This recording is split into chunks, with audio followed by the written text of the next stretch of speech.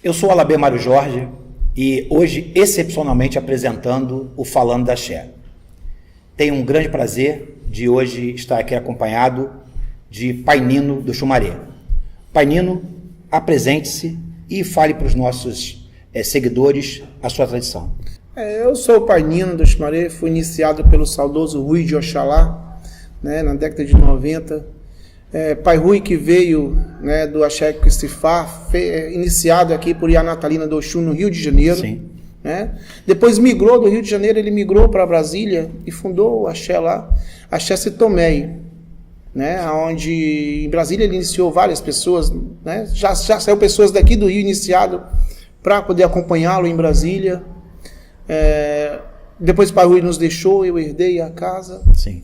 E estamos aí na luta, tentando cada vez mais colocar esse axé para frente, como todo axé, quando se é herdado, alguns aceitou bem, outros não aceitaram bem, mas estou aí, estou na luta.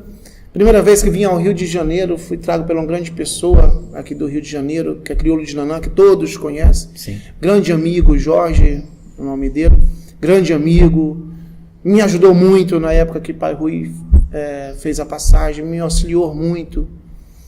Após a passagem para Rio, eu tinha que dar continuidade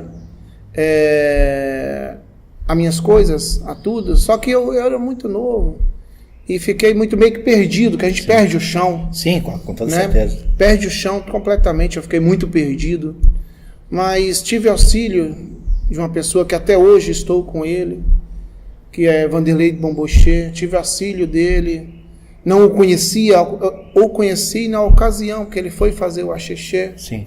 Então eu conheci ele na ocasião dessa grande perca, dessa dor que eu sinto até hoje. Sim.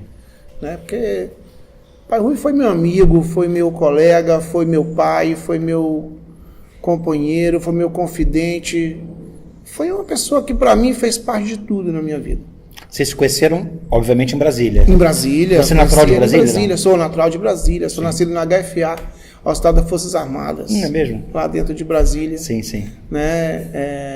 Conheci Pai Rui dentro realmente de uns candomblés de uma pessoa. Eu namorava com uma menina chamada Márcia, que foi feita do Oxóssi. E ela tinha a mãe dela, que foi feita de Ançã, pelo meu irmão mais velho de Brasília, Guerecimbe, que foi o primeiro nosso dentro de Brasília. Sim. Ele fez a Lourdes e aí, através da Márcia, eu conheci candomblé. Então você chegou no candomblé através... Sim. Na verdade, a minha mãe já era de candomblé. Sim. Só que minha mãe teve uma desfeita muito grande dentro da vida dela, amorosa, Sim. no candomblé, e ela se afastou e nos afastou. Uhum.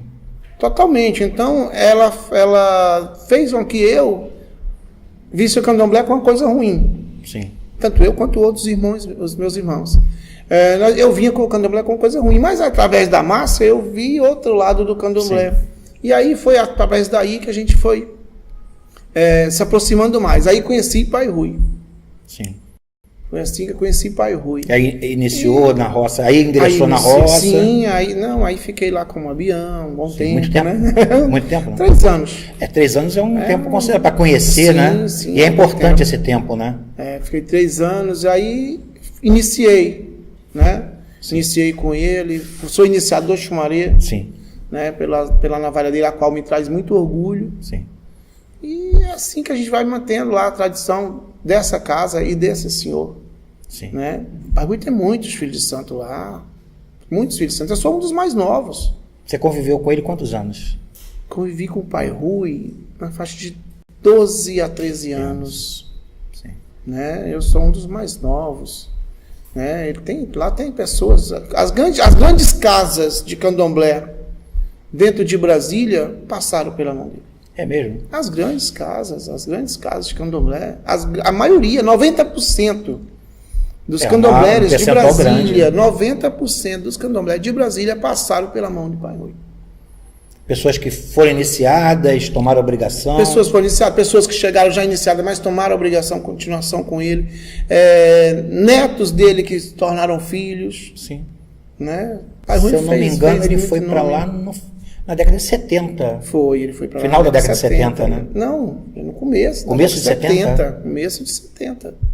Começo de 70 ele foi para lá. Foi no meado de 70, na verdade. Sim. 74, 75, por aí. Sim. Ele foi para lá. Eu sou nascido em 74. E a roça dele ficava onde lá? Na verdade, ele saiu para abrir roça, ficou na casa da Gremegi. Era uma filha de santo dele. Uma filha de santo dele, que foi iniciado aqui em Brasília, aqui no Rio de Janeiro. E ela tinha casa, ela morava lá em Taguatinga-Sul. E aí ela levou ele para Taguatinga-Sul e lá ele começou a fazer iaô junto com ela. Sim. Né? De lá, ele abriu a casa em Celândia Sul. Né? Uma filha de santo dele, chamada Conceição, doou a casa de candomblé para ele, mas na verdade ela não passou para o nome dele, né? Mas ficou muitos anos nessa casa, até ele falecer. Sim. O axé ficou dentro dessa casa. Quase 30 anos, né? Foi 32 anos lá dentro. Lá dentro dessa casa, em Celândia Sul. Sim. Até a passagem dele, até Icu tocar ele. Sim. E dentro dessa casa, ele já tinha iniciado várias pessoas no Brasil. Agora, dentro dessa casa, iniciou várias pessoas, inclusive eu. Sim. Né, fui iniciado nessa casa. É uma casa que hoje a gente passa lá pela frente, bate uma saudade. Mas a casa tá lá, né? A casa continua lá. Sim, continua lá a casa. Modificou alguma coisa, porque ela vendeu a casa. Sim. Modificou alguma coisa, mas continua lá aquela casa. Isso aí basta, as histórias vêm na nossa mente, né? Sim. Foram muitas alegrias ali dentro. E como foi essa herança que ele deixou para você?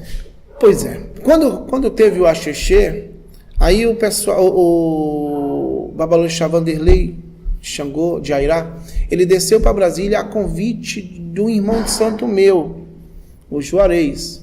Né? Ele foi lá para fazer o Axexê e fez todo, o Axexê foi perfeito. Né? E aí, quando terminou o Axexê, deu 2 dias, ele foi fazer o jogo para saber quem seria o herdeiro. Então ele chamou os cargos, jogou, foi um ritual muito demorado, a gente ficava apreensivo. Chamou os mais velhos, jogou. Chamou os mais novos, jogou. Depois chamou os cargos de novo, num cantinho meio reservado, não sei o que eles conversaram. Chamou os mais velhos, não sei também o que eles conversaram. Depois colocou todos nós dentro do barracão e começou a jogar um por um. E aí foi quando, no jogo, ele falou, quando foi jogar para mim, ele falou, esse menino, Oxalá está apontando esse menino como o herdeiro. Para mim foi uma surpresa e ao mesmo tempo eu fiquei perdido. Eu não estava preparado para aquilo. Sim. Quando eu olhei para trás, já tinha alguns irmãos de santo meu virado e eu não senti nada. A única coisa que eu senti foi medo. Medo e arrupio no estômago, um medo imenso. Né? E aí, nesse medo meu, o Xumaré passou. Na verdade, eu falo que não foi eu que recebi o axé, o Xumaré que aceitou, porque por mim eu tinha falado, não. Sim. Tinha corrido porque realmente eu estava assustadíssimo. Não, sim, assustado. Aí começou, né, aqueles negócios, um levou um santo, outro levou outro santo, eu sou herdeiro do axé, mas um levou um santo, outro levou outro santo, que foi assim que foi dividido, foi colocado dessa forma lá. Mas hoje, não sei se por obra do destino, o orixá ele é perfeito em tudo. Eu morava num lugar, quando eu herdei esse orixá, esses orixá e essa responsabilidade, eu morava num lugar de 4x4, com banheiro lá de fora, morava de aluguel. Um banheiro lá de fora, morava num lugar de 4x4, e aí eu tive que levar tudo isso para dentro de casa. Porque você... Levei o axé, coloquei em cima do guarda-roupa, tinha uma saidinha assim, onde era uma entrada de vento, que nas casas antigas tem aquela entrada de vento, E eu que tinha acesso a por onde eu estava morando, que eu tinha acesso. O vizinho, que morava de aluguel também, ele não tinha acesso, a não ser se ele abrisse a janela dele. Aí ele tinha acesso pela janela, mas porta não, era eu. Eu fui, tinha eu fiquei tão perdido, que para Rui tinha um casal de babá sentado, e eu levei esse casal de babá. Fala assim, você vai levar? Eu levei esse casal de babá. E aonde eu vou colocar essas coisas, eu morando de aluguel? Né? E aí eu coloquei esse casal de babá dentro de uma sapateira. Não sei se aqui no Rio tem aquelas sapateiras que tem um zíper de cima a baixo, são 3 locais. Sim. Eu coloquei aí, eu não tinha onde colocar, eu não sabia. Né? Eu coloquei. E logo em seguida, depois que os orixás todos se afastaram de mim. Né? Mas a comunidade não aceitou? Na verdade, por você ser o mais novo? Eu acredito que sim. A comunidade realmente ela não aceitou.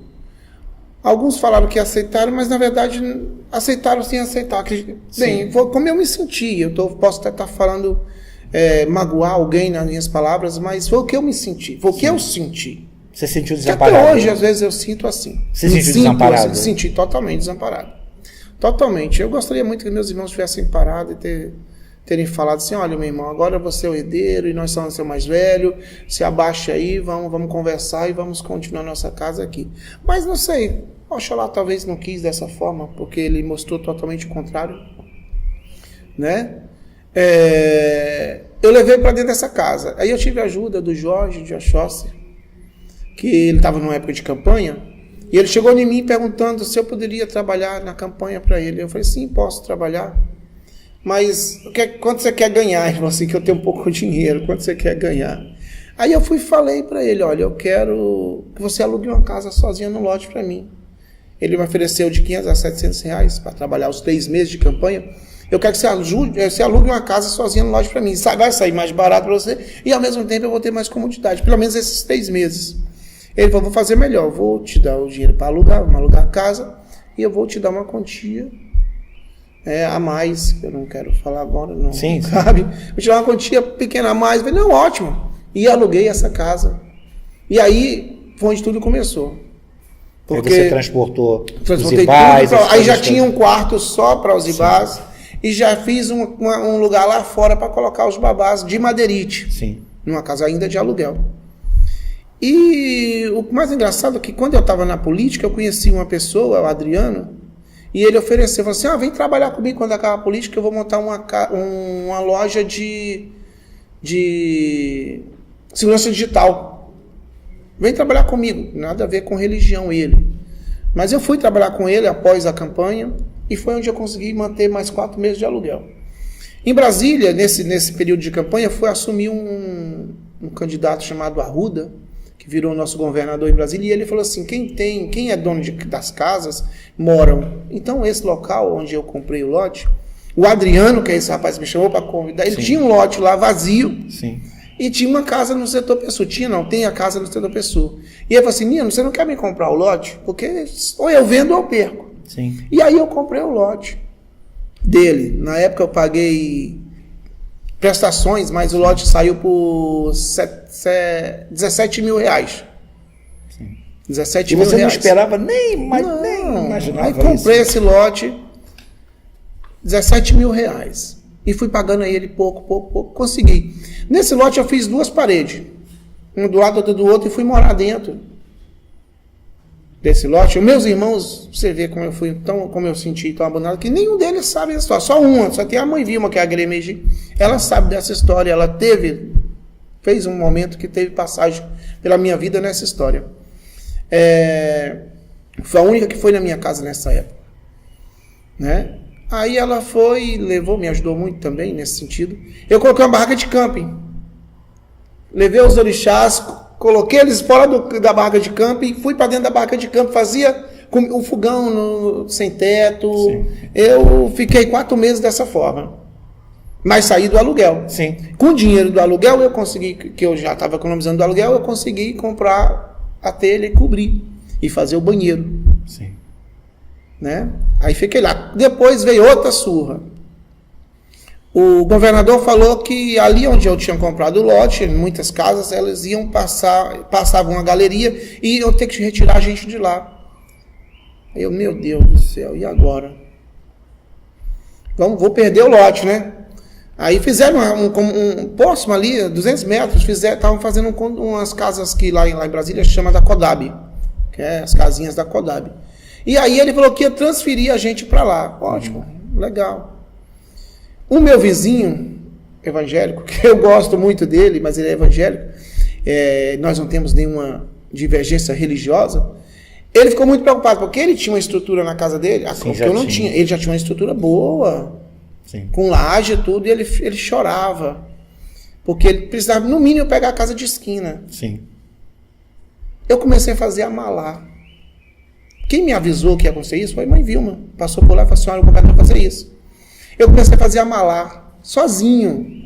Sabe que aqui é uma pessoa, uma criança, que era uma criança dentro do santo, né? Sim. Fazer a malá e ter que cantar a malá sozinho, ter que ligar às vezes para crioulo para perguntar para ele, olha, como é que é a reza tal? Como é que eu faço tal? O que é que eu faço agora? Sabe, e ele me orientar nisso tudo. E eu fiz esse tamalá. Para minha alegria, o vizinho falou assim, eu precisava da casa da esquina. No mínimo, para mim, que o lote é maior. Eu falei para ele assim, sabe uma coisa, vizinho? Eu quero qualquer casa. Eu não quero ficar sem. Se eu ganhar da esquina, eu te dou a casa da esquina e você me dá a sua. E assim foi feito. Eu ganhei a casa da esquina. Olha só. E eu tinha dado a palavra para ele, sim, que eu ia trocar com ele, mas eu não voltei atrás. Falei assim, irmão, vamos perguntar aqui. Aí perguntei para aquele pessoal do governo que estava lá, se eu podia trocar minha chave e pegar outra, dar a minha chave para ele, que foi sorteio de chave, porque era casa de esquina, e pegar outra chave. E ele falou assim, se você quiser, pode, só mudar o endereço. Aí eu dei a minha chave, que era a casa da esquina, para ele, e sorteei outra casa. Para minha surpresa, o meu endereço lá, SHSN, quadra 100, conjunto G, casa 12. Casa 12. Olha o Amalá. Se eu tivesse ficado na casa de esquina, talvez eu não tinha crescido tanto. Sim. Mas eu cumpri minha palavra com ele e falei, e agora hoje eu estou na casa 12. A casa dele é casa 9. Sim. A minha 12. E assim foi. Outra história muito curiosa que teve, que quando o pai Rui ainda estava vivo, 3 anos antes dele morrer, dele falecer assim, a Conceição queria a casa de volta. A proprietária do imóvel. Sim, a proprietária do imóvel, ela queria a casa de volta, já não fazia parte da religião. E ele chorava. Às vezes ele ficava muito preocupado. E eu tinha um irmão de santo chamado Ayrton. Ele foi e comprou um lote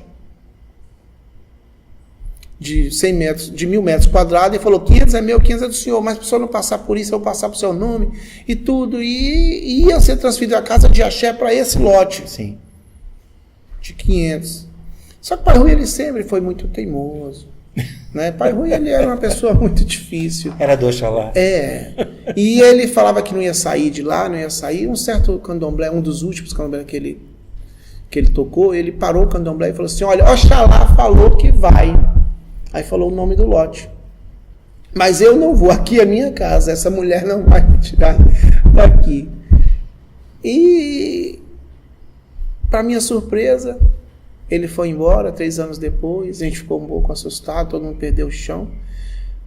Para minha surpresa, o lote que eu comprei do meu amigo é exatamente atrás da Fundação Bradesco, onde ele falou que Oxalá iria. Ele falou, Oxalá falou que vai para trás da Fundação Bradesco, mas eu não vou. E não foi. E não foi. Mas Oxalá está lá. Oxalá foi para trás da Fundação Bradesco. Até então que hoje eu posso comprar, e como comprei um outro lote numa cidade satélite lá perto, no entorno, uma cidade de Águas Lindas, para fazer a casa de candomblé. Mas eu fiquei com medo de levar Oxalá. Se Oxalá tinha falado que ia para a Fundação Bradesco, eu fiquei com medo de levar Oxalá para outro local. Então, eu deixei esse lote continua sendo meu lá, a gente está fazendo outro propósito nesse lote, e Oxalá continua lá na Fundação Bradesco. Você reabriu o axé? Ainda não. É muito difícil. Sim, é complicado. Eu estou com toda a calma do mundo, Construir é difícil, eu estou Sim. construindo aos poucos. É um terreno pequeno, mas gasta-se. Sim, É muito sim, gasto. sim. Mas eu vou conseguir. Com a fé reabrir a casa. de Oxalá e na fé de Oxumaré. Axé, axé. E eu tenho certeza que os meus amigos vão estar do meu lado, os meus irmãos, Sim. quero que todos estejam do meu lado, do mais novo ao mais velho. Todos eles vão ser muito bem-vindos dentro da minha casa, dentro da casa que, na verdade, eu falo assim, minha, porque foi eu que comprei, mas lá perto do Oxalá. Quem sou eu? Eu sou agregado. Eu costumo falar que eu sou agregado. O Oxalá está ali, eu estou ali porque eu sou agregado, mas na verdade aquele terreno ali pertence ao Oxalá. Até o momento que ele falar que quer ficar lá, vai ficar lá. Se um dia ele vê que cresceu, que está muito urbanizado e a gente tem condição de comprar uma chácara, comprar um outro local e ele falar, eu quero ir, ele vai. Se ele falar, não quero ir, ele vai continuar lá. Aqui? Ele vai continuar lá. Né? Quem manda na minha vida é Oxalá. Né? Já me falaram, por que você não vai para Águas Lindas? Vende os 2 lugares e compra uma chácarazinha em Águas. Não. Oxalá que é ali, então é ali. Ei, você ouviu o Pai Rui falar isso, né? Sim. Né? E Ninguém te eu disse. ouvi, e os meus mais velhos que estavam, eles ouviram também. Hoje eu cresci muito espiritualmente, amadureci, Sim. né? Já não sou mais aquele menino, né? Mas eu sofri muito, foi muito sofrimento até estar aqui. Mas não me arrependo de nada, passaria tudo de novo. Tudo Realmente você de está novo, seguindo tudo de novo. o que Oxalá disse. Né? Sou uma pessoa que... Te fortalece, te ampara. E né? como? E quem é o Pai Nino na vida civil? Pois é, o Pai Nino na vida civil é um presidente de sindicato, né? O Pai Nino que era desempregado, que morava de aluguel, que foi trabalhar para o Jorge. Hoje ele é um presidente de sindicato, fundou um sindicato dentro da categoria dele, que é a categoria de lavanderia, né? Dentro de Brasília, presidente do sindicato, diretor de uma central, diretor de uma confederação e diretor de uma federação sindical. Sim. Ou seja, está no meio sindical. Sim. Hoje ele é um sindicalista nato, Sim. do sangue. Acho que eu também nasci para ser sindicalista, porque eu já gostava disso desde a época que eu pintei a cara para tirar um presidente do país que não estava servindo para a gente. Sim. Era menino, era estudante no Elefante Branco, pintei a cara e saí com... Hoje eu sou, com orgulho eu falo, fui um daqueles caras lá, um dos caras pintados. Legal. Né? Que sinto falta hoje disso na luta do brasileiro pelo que está acontecendo com o nosso meio político. Eu sinto falta do brasileiro sair para a rua e lutar pelos direitos dele. E seu engajamento na religião? A parte política, mas dentro da religião. Hoje você tem algum tipo de engajamento político? Sim. O lado político, junto com o lado religioso, me levou a ser representante, né, dos homens de axé da Renafro, né, me levou a ser do FOAFRO DF, que é um grupo que tem no DF que luta muito pela religiosidade lá. E a gente já fez coisas maravilhosas dentro de Brasília. Né? Já rodamos a malá dentro da rampa do Congresso. Subi na rampa e rodando a malá. Tem foto, tem registro. Eu vou mandar para vocês. Se o senhor quiser, eu mando as registros. Tem foto, tem registro. Sim. Né? Desse movimento que a gente faz em Brasília. A gente fala na cara do deputado. Tem palestra, a gente chama. Tem uns deputados que nos apoiam. Né? Tem alguns, poucos. Mas tem poucos mesmo. Mas é esse pouco que dá para a gente colocar o nosso povo lá dentro. Para poder ter voz. Sim, é o que a gente sempre fala aqui, né? Para poder ter voz. Nós temos que ter voz. O povo de Santo tem que abrir os olhos para isso. O povo de Santo ainda tem aquele pensamento retroativo de que eu não vou votar naquele irmão ali porque ele é de casa tal, ele vai beneficiar a casa tal. Não! Você tem que... O importante é ser de axé. Eu posso não conhecer o senhor. Sim. Mas se o senhor se candidatar, você vai ter meu voto. Eu não conheço, não sei de qual axé. Mas é de axé? Vai ter meu voto. Sim. Se eu não votar no senhor, eu vou votar em quem? No evangélico? Porque ou sobra o povo católico, que são poucos, ou vem a bancada evangélica, ou vem o nosso povo, que são menor ainda. Sim. Então a gente tem que votar no nosso povo. Sim. Tem que usar a arma que a gente tem, chama-se título de eleitor. Sim. E eu já falei, eu não voto em candidato que não seja de axé. Posso conhecer, pode ser de Umbanda, de Quimbanda, de Candomblé, seja qual nação for. Mas tem que ser de axé. Mas tem que ser de axé. Porque só assim a gente vai ter voz. Só assim nós vamos poder falar. Só assim nós vamos ter um irmão lá dentro que vai ser pisoteado pelos demais, mas ele vai levar a nossa fala. Vai levar, opa, peraí, tem alguém que existe, viu? Sim. Esse povo existe. Sim. Tá? Esse povo não existe só na hora de dar o voto, não. Porque tem candidatos, tá? Eu acho que em todo o país, mas Brasília principalmente, tem candidatos que falam assim, tira um ebó em mim porque eu preciso ganhar a minha eleição. Mas ele tem que chegar na sua casa de madrugada para não ser visto. E depois que ele ganha, ele fala nada da sua casa. Ele nem te reconhece. Então para de ser usado. Nosso povo, o povo de axé não é moeda de barganha política. Sim. Não vamos deixar, não vamos mais permitir isso. Vamos votar em quem é de axé. Está na hora. Ou seja, já passou da hora. Já passou da hora. Né? Então o nosso povo precisa votar em pessoas de axé. Não interessa de que casa será. Se tiver um candidato de axé, vote nele. Seja, eu estou falando só do povo de Brasília, não. Qualquer estado que você more. Procure uma pessoa de axé. Vote, use o seu voto, peça seus filhos, peça seus amigos de orixá para votar nessa pessoa. Use o que você tem e sabe usar. Mas a gente não pode se meter no meio político. Discordo. Porque se não for o meio político, não há outro jeito, nós somos refém. Sim. Olha o que a Crivella está fazendo aí no Rio de Janeiro. Veja bem o que esse homem está fazendo no Rio de Janeiro. Não há outra saída. Então nós precisamos abrir o olho.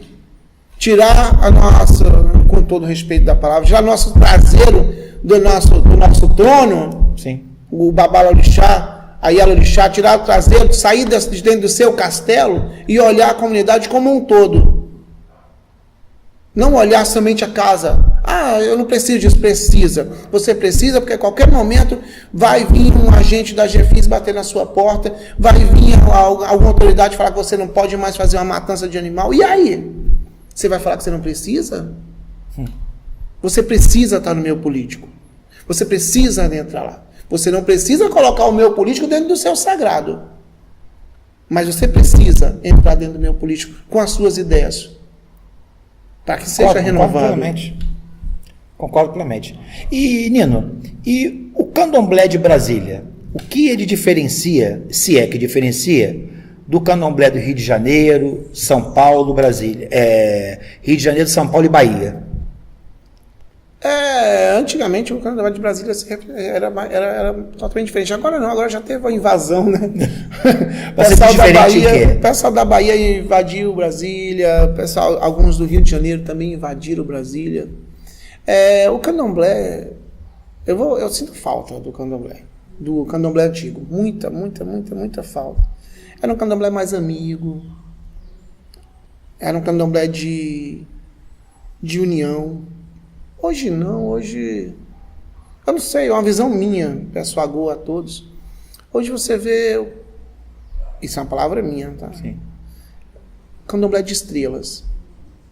Hoje, se você não tiver uma boa roupa, um bom rechilieu, não sei o que, você não é visto. Não te reconhece pelo seu orixá, não te reconhece pelo seu axé, não te reconhece pela sua tradição, não te reconhece pelo que você fez. Sim. Para um povo em todo. Não, reconhece se você tem uma roupa boa, reconhece se você é de casa X, A ou B, aí eles te reconhecem, falam. Mas fora isso me deixa triste, porque eu acho que orixá é pé no chão, né? Tem coisa mais linda do que você ver um obaluaê todo no chitão? Sim. Tem uma coisa mais linda do que você ver uma roupa, um obaluaê, todo que você joga ali um saco de estopa em cima dele e ele tá lindo? Não tem uma coisa, sabe? Isso a gente não está vendo mais. Isso eu não sei se aqui no Rio vê, mas em Brasília a gente não, é muito difícil ver. Mas aos poucos as coisas estão voltando aos seus eixos. Eu acredito que aos poucos as pessoas estão se questionando sobre isso, estão discutindo, estão se voltando para as origens. Isso é bom, isso é bom. Eu acredito que hoje se discute mais sobre isso. Isso é bom, isso é muito importante. Mas a diferença do candomblé de Brasília era mais ou menos isso. O candomblé de Brasília ele era um candomblé mais amigo. Sabe, Brasília era pequena. As pessoas se conheciam mais. Todos se conheciam. Eu tô com o iaô recolhido, você pode vir para minha casa? Você vai criar o meu iaô. Vem, aí vinha a casa toda. Aí ficava né? bonito. E ficava bonito, ficava um negócio legal, né? Hoje em dia a gente não vê muito isso, não vê muito, não vê mais isso. Sim. Na verdade, não vê isso. Mas acredito que o nosso povo vão voltar às origens, como você está falando que está voltando, vão. Sim, as pessoas estão se começar questionando. Eu vejo que as pessoas se questionam. E ou você questiona, ou você fecha a sua casa de candomblé, ou então você vai ter que continuar sendo assim, gastando e fazendo festas milionárias. Vivendo na superficialidade. Isso, e no outro dia, após a festa, na segunda, terça vez, você abrir a sua geladeira, não tem nem água para você beber direito. Eu acho isso uma falta de respeito com si mesmo. Pai, nosso tempo é curtíssimo, né? Eu queria agradecer a sua gentileza. Eu que agradeço. De ter nos prestigiado, né? Eu sou veio de Brasília. Sim. Nós já nos conhecíamos pela internet, o nosso primeiro contato pessoal foi hoje. Temos uma história, porque, como o senhor sabe, a minha Yalorixá Yozeira do Oxalá, Cajaide do Oxalá, foi iniciada pelo Pai Rui. Eu, infelizmente, não tive a oportunidade de conhecê-lo pessoalmente, só pelas histórias que ela conta, né? Então, hoje, eu acresço a essa minha restauração dessa história, as histórias que o senhor também conta sobre o Pai Rui. E isso é a minha história e é a sua história. E né? Tem muitas histórias que a gente não tem muito tempo. Sim, não, inclusive, nosso tempo é curto. Inclusive a Gremegi, que é a mãe Vilma, que levou o Pai Rui para o Rio, foi iniciado na casa da sua mãe. Sim, sim. Foi iniciado na casa de Cajaide. Com um barco com 3, né? Foi um barco com 3. Com 3 que vieram de Brasília. Exatamente. Foi ela, a irmã dela, carnal, né? E a outra pessoa eu não sei, não sei realmente quem é, não me lembro agora. Sim. Mas foi um Inhaçã, um Abaluaê, um Inhaçã e outro eu não lembro. Eu também não recordo. Mas foi iniciado na casa da sua mãe. Mas eu, em nome do grupo de estudos Braulio Goffman, em nome do Oganja Sanã, que é o âncora aqui do Falando do Axé, hoje eu estou humildemente substituindo, quero agradecer a sua gentileza e queria abrir os microfones do nosso Falando de Axé, para que você possa se despedir e dar uma mensagem final aos nossos seguidores. Ok. Bem, eu só tenho a agradecer a vocês, a esse projeto, que é muito importante, esse projeto, né? Mostrar um pouco da história, resgatar um pouco da história e falar para os irmãos aí que tudo que a gente fala aqui, que outras pessoas já falaram, que eu assisti já outras entrevistas, que as pessoas prestem atenção, abram o olho, escutem o que os seus mais velhos, ou talvez os mais novos também falem, né? Porque de repente tem pessoa bem mais nova. Sim. E tem pessoa bem mais velha. Mas nada é perdido. Nós podemos aprender um com o outro e podemos saber que é o seguinte: nós de Axé somos uma família. O Paó nos une. Se eu estiver passando numa rua e escutar alguém batendo Paó, eu paro. Eu acompanho o Paó, não quero saber quem é. E assim tem que ser na vida. Sim. Sabe? Vamos parar de falar do irmão. Vamos parar de falar da casa vizinha. E vamos unir a nossa casa. Esse é um conselho que eu quero deixar. E vamos levantar o nosso povo, né? Exaltar o nosso povo. Sermos um só, como o Paó fala. Nós somos um só a partir do momento que batemos o Paó. Sim. Então vamos ser um só. Não importa se é jeito, se é queto, nagô, umbanda.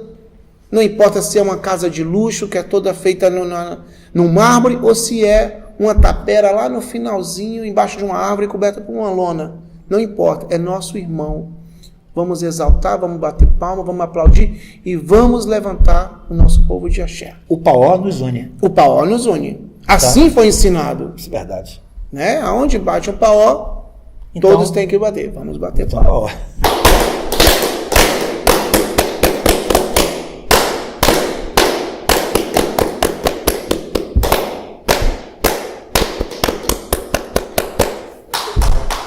Juba.